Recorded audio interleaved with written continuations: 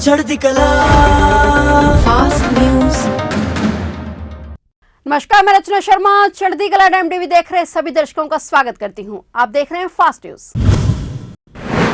प्रधानमंत्री नरेंद्र मोदी की मां हीराबेन का आज शुक्रवार 30 दिसंबर की सुबह निधन हो गया। 100 साल की उम्र में उन्होंने अहमदाबाद में अंतिम सांस ली। बता दें कि बीते बुधवार को तबीयत बिगड़ने पर हीराबेन को अहमदाबाद के UN Mehta institute of cardiology and research centre में भर्ती करवाया गया था, जहां पीएम मोदी भी उनका हाल देखने पहुंचे थे। वहीं मां के निधन के बाद पीएम मोदी ने ट्वीट कर जानकारी दी। प्रधानमंत्री नरेंद्र मोदी ने मां के निधन पर उन्हें याद करते हुए एक ट्वीट कर कहा कि शानदार शताब्दी का ईश्वर चरणों में विराम। मां ने हमेशा उसे त्रिमूर्ति की अनुभूति की है, जिसमें एक तपस्वी की यात्रा, निष्काम कर्मयोगी का प्रतीक और मूल्यों के प्रति प्रतिबद्ध जीवन समाहित रहा है। मैं मां को हमेशा त्रिमूर्ति समझता रहा। बता दें कि प्रधानमंत्री मोदी अपनी मां के हमेशा से करीब रहे हैं। वहीं हीराबेन के निधन के बाद उनका शव आवास पर अंतिम दर्शन के लिए रखा गया। हालांकि प्रधानमंत्री के परिवार ने लोगों से आग्रह किया कि लोग घर बैठे ही उनकी मां को श्रद्धांजलि दें। इस दौरान पीएम मोदी ने मां के अंतिम दर्शन किए और मां के शव के पास काफी देर तक बैठे रहे और उनके लिए भगवान से प्रार्थना की।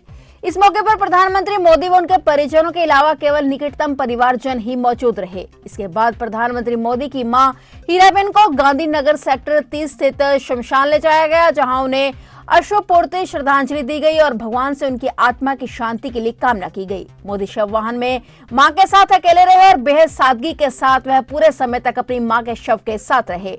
वहीं उनके परिजन व अन्य लोग शव वाहन के पीछे दूसरी गाड़ियों में चल रहे थे। गांधीनगर सेक्टर 30 स्थित शमशान में प्रधानमंत्री मोदी की मां हीराबेन का अंतिम संस्कार किया गया और खुद पीएम मोदी ने मां को मुखाग्नि देकर उन्हें अंतिम विदाई दी।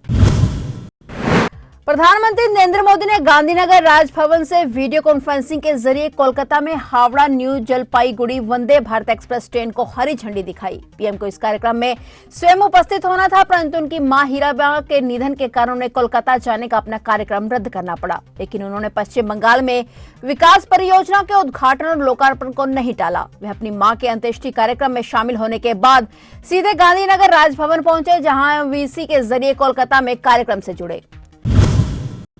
प्रधानमंत्री नरेंद्र मोदी की मां हीराबेन के निधन के बाद पूरा देश शोक में डूब गया है। देश भर से कई बड़े नेताओं से लेकर हजारों लोग दुख जता रहे हैं। इसी क्रम में पीएम मोदी की मां के निधन पर देश की राष्ट्रपति द्रौपदी मुर्मू, उपराष्ट्रपति और रक्षा मंत्री राजनाथ सिंह, केंद्रीय गृह मंत्री अमित शाह, बीजेपी के प्रधान अध्यक्ष जेपी नड्डा सहित तमाम बीजेपी नेताओं और विपक्षी दलों के नेताओं ने भी गहरा शोक व्यक्त किया है। सभी ने ट्वीट कर कहा कि प्रधानमंत्री नरेंद्र मोदी की माता श्रद्धेय हीराबेन मोदी के निधन से वे बहुत दुखी हैं। दुख की इस घड़ी में पूरा देश प्रधानमंत्री नरेंद्र मोदी के साथ है।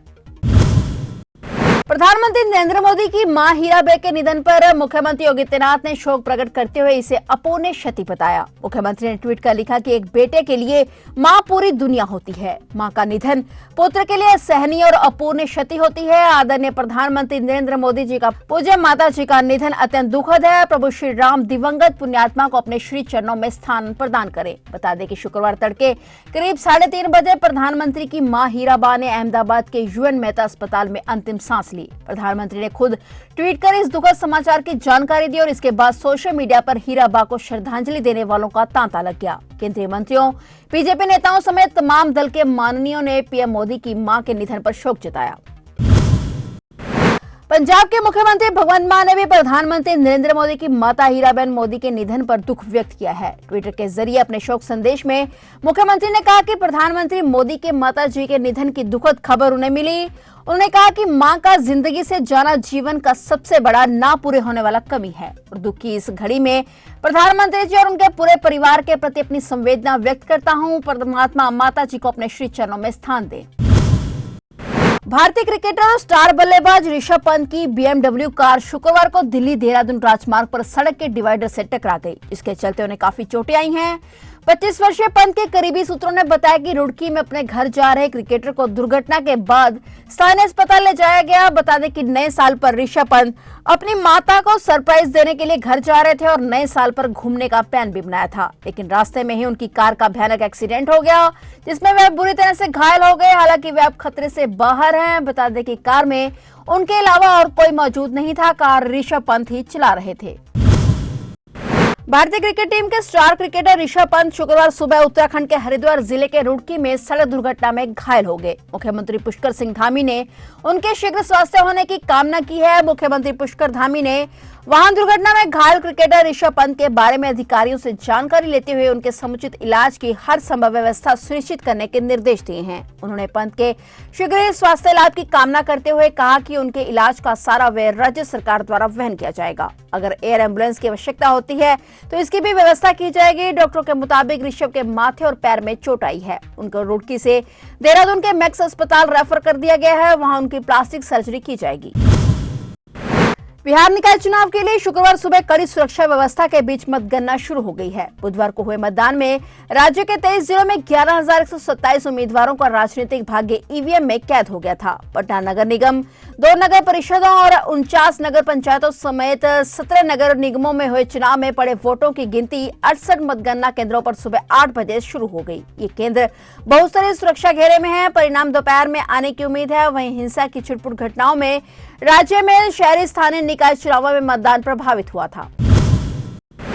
पीलीभीत टाइगर रिजर्व अब सिर्फ बाघों के लिए ही नहीं बल्कि हाथियों के लिए भी पहचाना जाएगा। तराई के जंगलों में अब बाघों के साथ हाथियों का भी प्राकृतिक संरक्षण होगा। केंद्र सरकार के बाद प्रदेश सरकार ने भी तराई एलिफेंट रिजर्व की स्थापना को मंजूरी दे दी है। इससे यहां पर अब पर्यटकों की संख्या दोगुनी होने की भी उम्मीद लगाई जा रही है। पीलीभीत एलिफेंट रिजर्व प्रदेश का दूसरा और देश का 33वां एलिफेंट रिजर्व होगा, जिसमें टाइगर रिजर्व का बहुत बड़ा हिस्सा इनके लिए संरक्षित किया गया है। यह भी बताते चले कि पीलीभीत रेंज की सीमा नेपाल की शुक्ला फंटा सेंचुरी से मिली हुई है, जिसके चलते बड़ी संख्या में हाथियों का नेपाल से आवागमन बना रहता है और हाथियों को पीलीभीत में भी प्राकृतिक आनंद मिलता है, जिसके चलते समय समय पर हाथी यहाँ पर आया जाया करते हैं।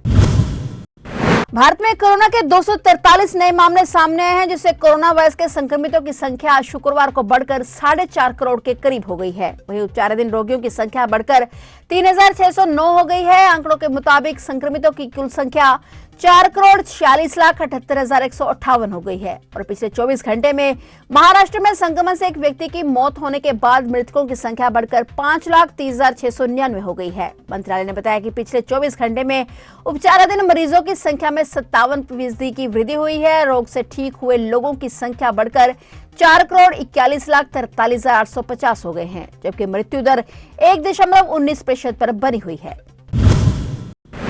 फिलहाल फास्ट न्यूज में इतना ही। नए समाचारों के साथ फिर से हाजिर होंगे, तब तक के लिए देखते रहिए चढ़ती कला टाइम टीवी और अब मुझे दीजिए इजाजत। धन्यवाद।